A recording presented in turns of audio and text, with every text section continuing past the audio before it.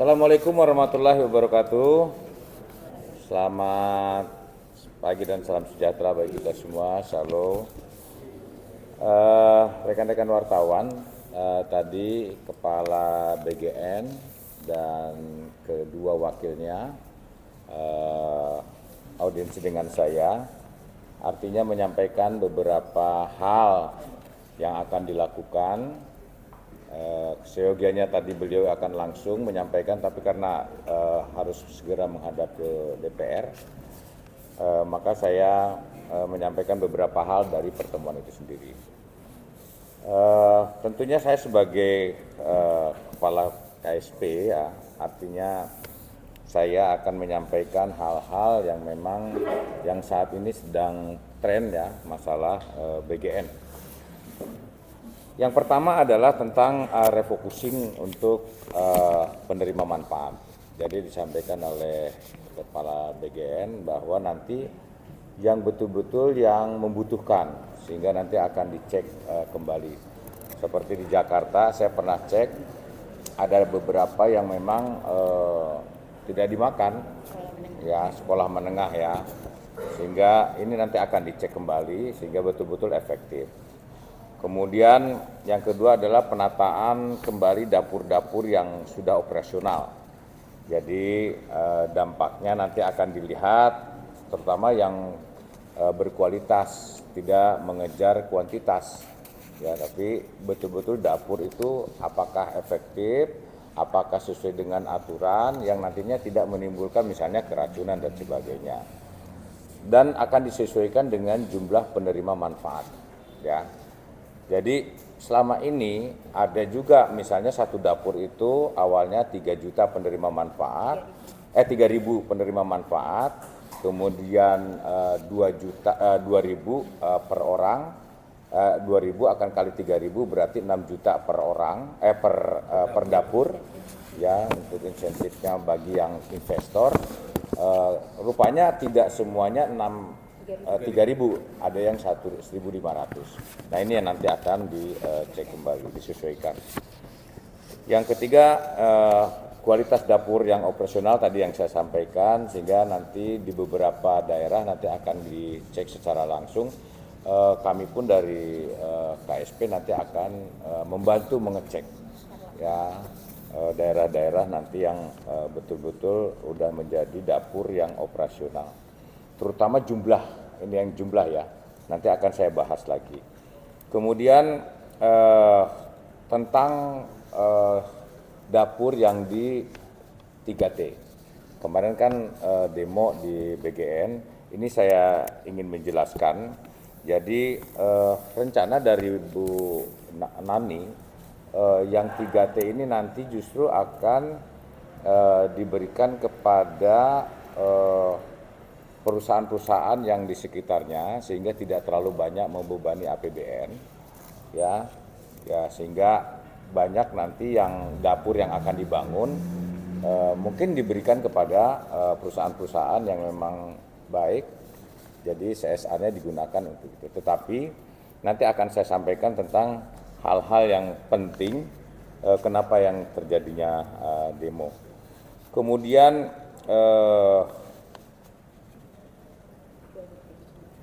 ada juga disampaikan dari Bu Nani tentang dampak dari jual beli titik. Nah, jual beli titik demikian.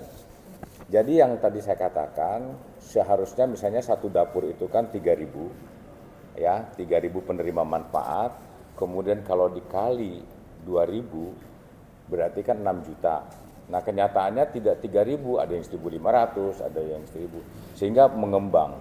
Kalau kita hitung, ya, dapur ini sekarang ada 27.877, nah, total secara keseluruhan, ya, yang operasional.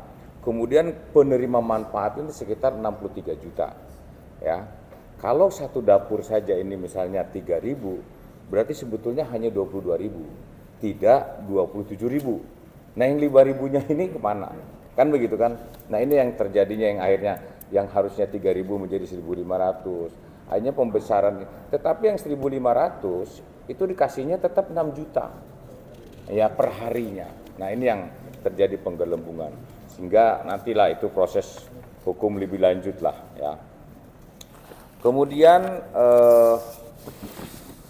sesuai dengan peraturan Presiden nomor 12 tahun 2025 ini ditetapkan hanya 30 kabupaten sebagai daerah tertinggal 3T ya.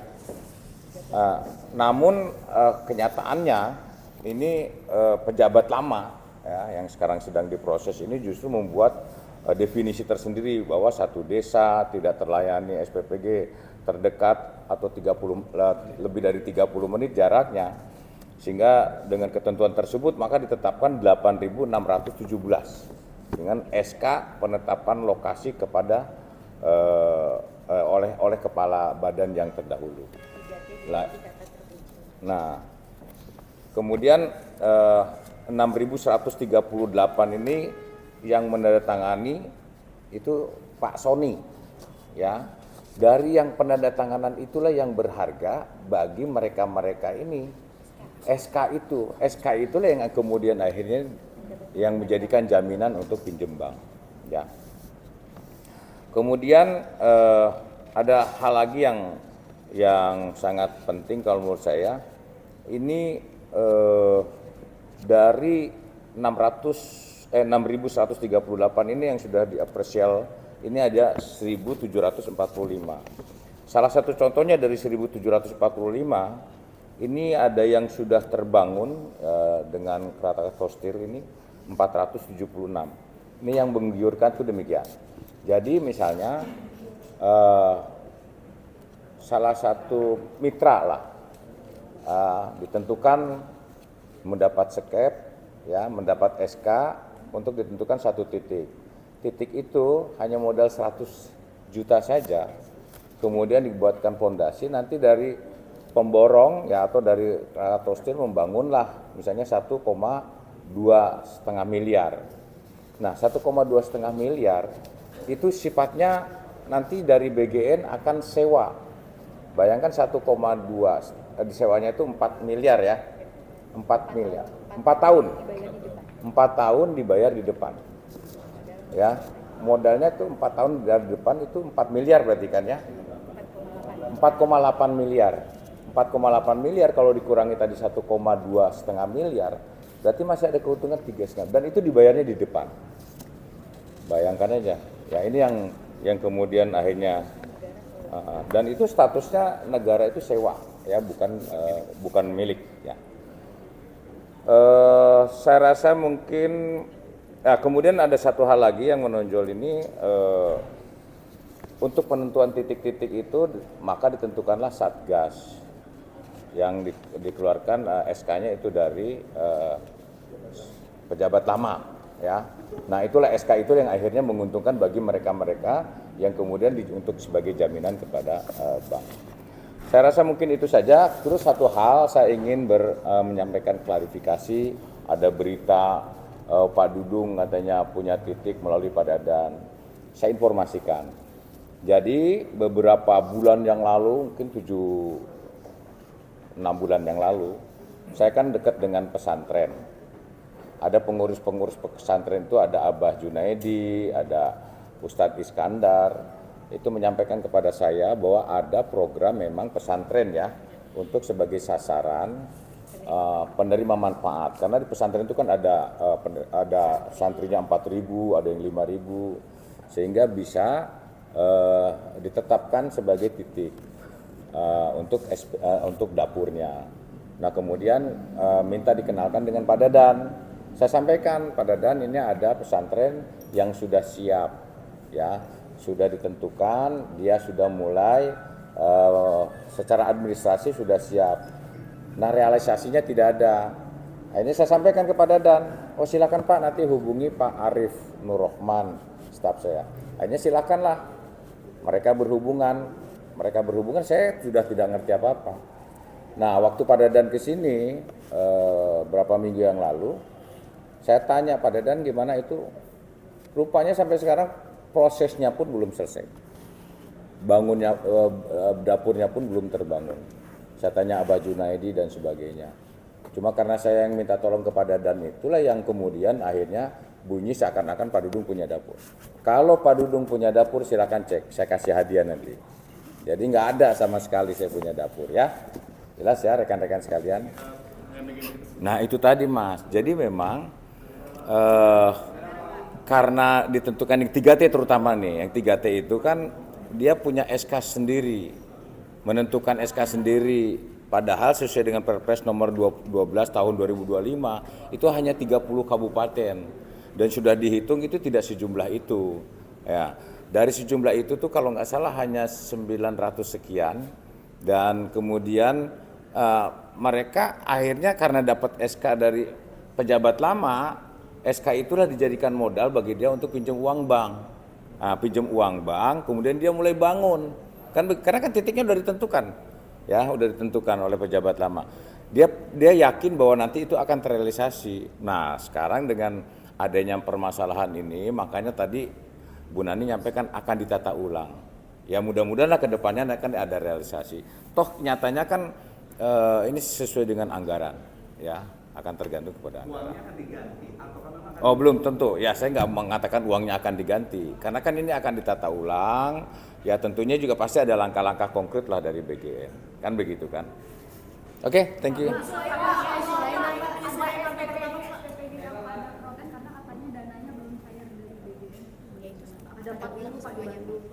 Ya, ada?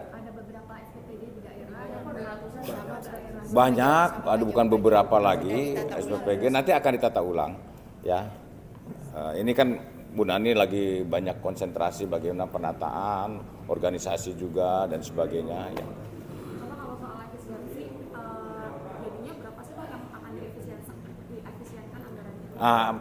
Artinya efisiensi itu begini, contoh misalnya sekolah di Jakarta ini ada SMP Alusius. Ya dia sebetulnya yang menerima manfaat itu yang pantas hanya 40%, nah, itu nanti akan dihitung. Maka efisiensi dari penyaluran, seperti itulah.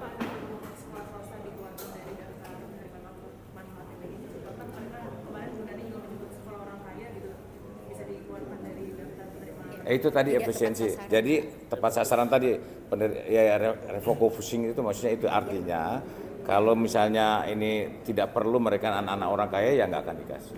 Tadi sampaikan soal SPPG yang bermasalah, karena sebelumnya ada penemuan SPPG yang bermasalah, kayak tidak berizin dan sebagainya. Tadi diaplikasi sama Bu Nani dan KSS ini nanti akan mengawasi itu. Nah, jelas nanti kita akan membantu. Saya yakin ya tenaga dari BGN itu kan sangat terbatas. Kita ya tugas saya ya untuk memastikan bahwa program prioritas presiden ini kan harus berjalan. Salah satunya saya akan konsentrasi kepada MBG, kemudian yang kedua tentang sekolah rakyat, kemudian Koperasi Merah Putih, termasuk kampung nelayan nanti akan saya cek. Tapi konsentrasi ini sekarang BGN dulu karena ada masalah.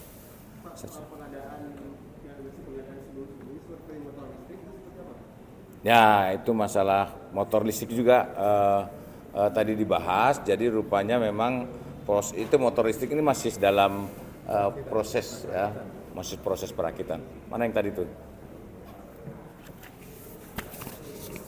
Ini ya, karena ditanya. Jadi motor itu kan 21.801 unit, ya. Kemudian 1.570-nya trail, 6.431-nya itu bebek dan ini listrik.